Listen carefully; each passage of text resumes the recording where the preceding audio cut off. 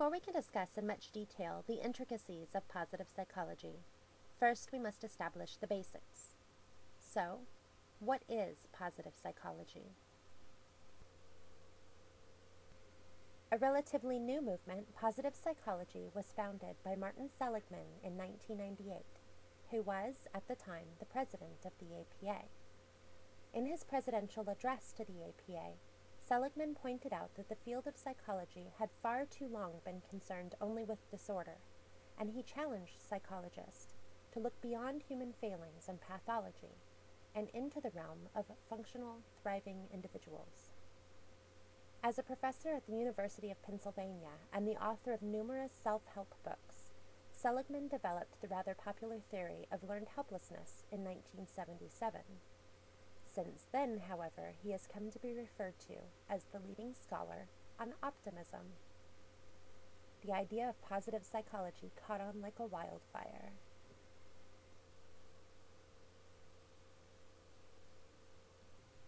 In 1999, the first Positive Psychology Summit was held. There were 60 scholars in attendance. By 2002, however, the first international conference on positive psychology had its capacity maxed out, with 400 attendees from 28 countries.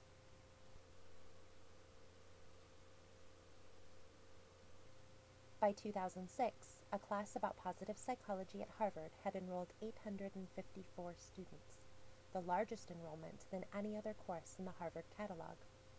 Positive psychology quickly gained a great deal of mainstream popularity.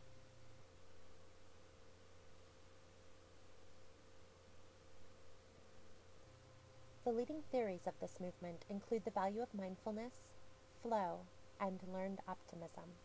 The acronym PERMA is often used to summarize the keystone doctrines of positive psychology.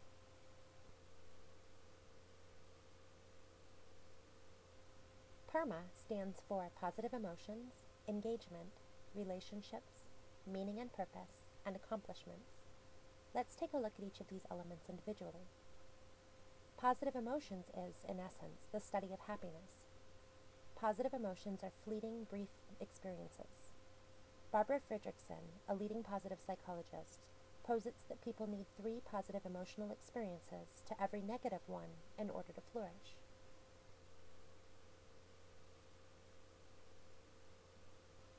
The concept of engagement refers to the flow found in a certain activity.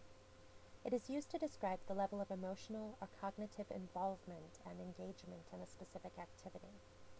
Often it is used in the context of creative works, such as art or writing, in physical endeavors, such as athletics, or in intellectual challenges.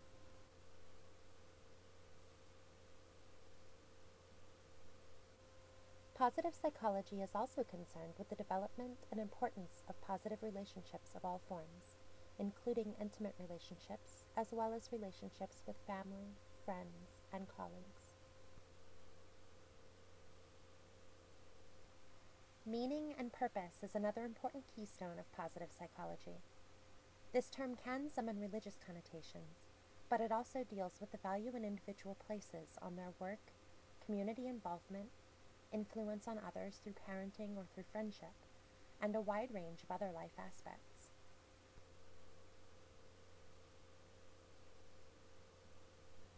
The term accomplishments is fairly straightforward.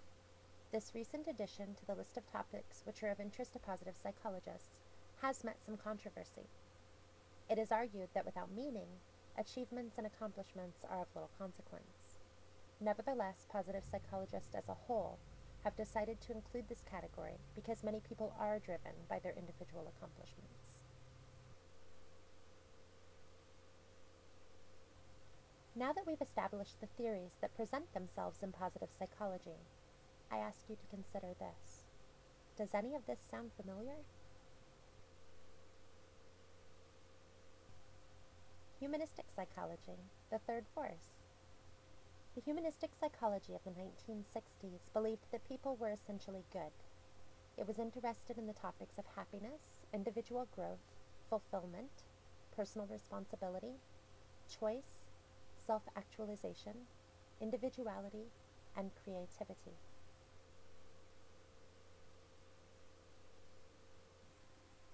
Abraham Maslow, most well known for his hierarchy of needs theory, was one of the strongest proponents of the humanistic school of psychology.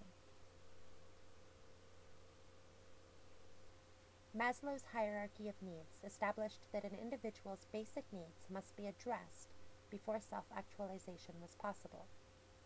Although Maslow acknowledged that the order of some of these steps would vary on the rare occasion, he stated that the progression held true for most people.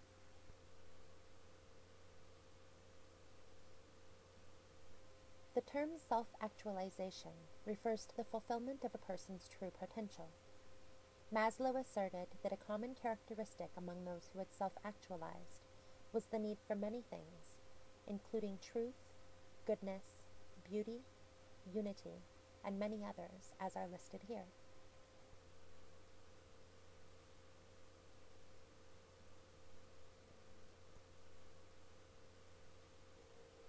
Another key player in the school of humanistic psychology was Carl Rogers and his theories of client-centered psychotherapy.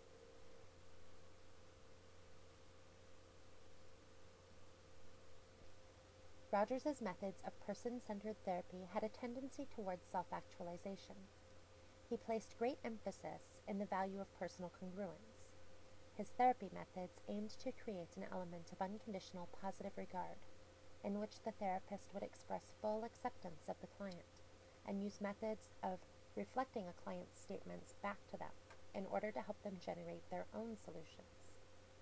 He encouraged therapists to use empathic understanding as a way of developing a solid client-therapist relationship.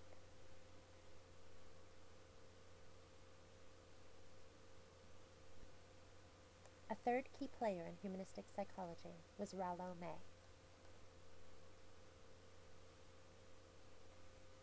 May placed a European spin on humanism, bringing elements of existentialism and phenomenology into the theory. May explored some of the more tragic aspects of the human condition, including the presence of evil and suffering in the world, as well as the loss of values that he perceived had occurred in the 20th century. May argued that the humanities, creativity, art, and mythology, played a vital role as a psychological resource.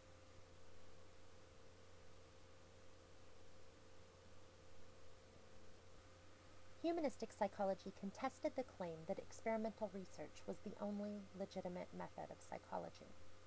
The humanists gave attention to the physical, the organic, and the symbolic alike. One of the primary research methods of the school were case studies.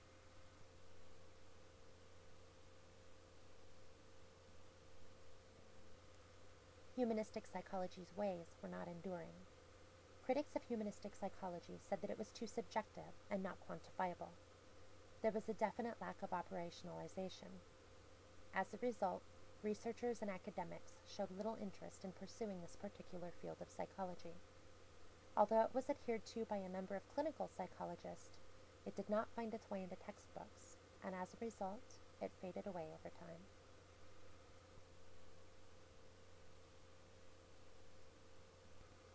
Even so, humanism did make its mark on modern psychology.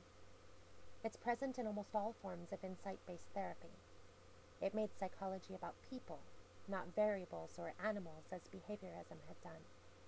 It gave attention to the conscious mind, which had been ignored by the psychoanalysts. Also, it played a key role in the development of the positive psychology movement.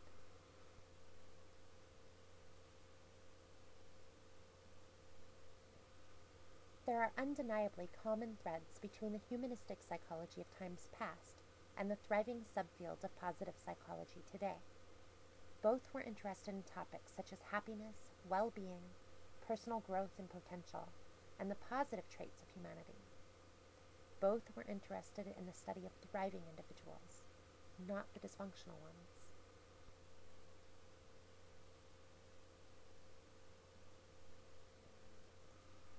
There are also significant differences, however. This is especially notable in their methods. While humanistic psychology was pigeonholed into case studies, the modern positive psychology movement has found ways to operationalize their research. As is the case with most forms of modern psychology, empirical and objective research leads the way. Positive psychologists are investigating the roles of factors which the humanists had ignored, such as the role of evolution in happiness, or the neuroscience and physiology of happiness.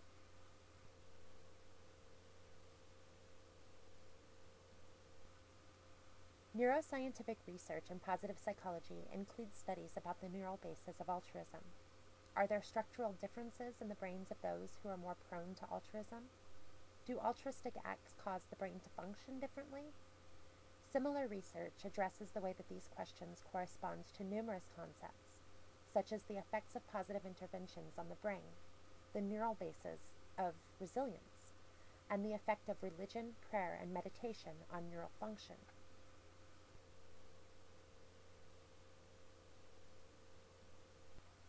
Another aspect of positive psychology research is the evolutionary and genetic influence of altruism, resilience, and happiness. Recent studies have indicated that 50% of happiness is genetically determined, but that still leaves 50% up for grabs.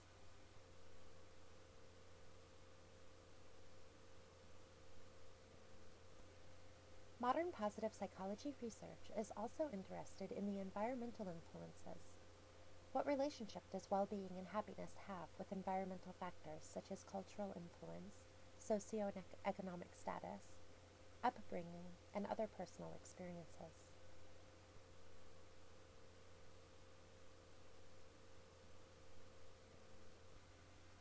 Although positive psychology has quickly gained popularity, not everyone is on board. Critics say that the movement is no more than a regeneration of old-school, outdated, humanistic ideas. Others are quick to point out that positive psychology is unable to help people with severe mental illnesses such as schizophrenia. Even so, supporters of the movement believe that the work they are doing is beneficial and valuable in many ways.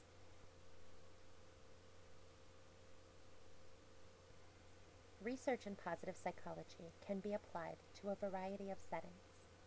These include the educational system and workplace, the clinical setting, and in healthcare and assisted living facilities.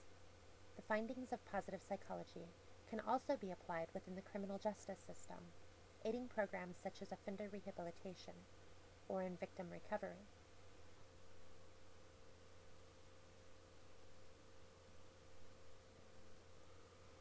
Positive psychology undoubtedly has roots in the humanistic school of psychology, but it has improved on the old methods and theories significantly enough to be deserving of its own place in the field.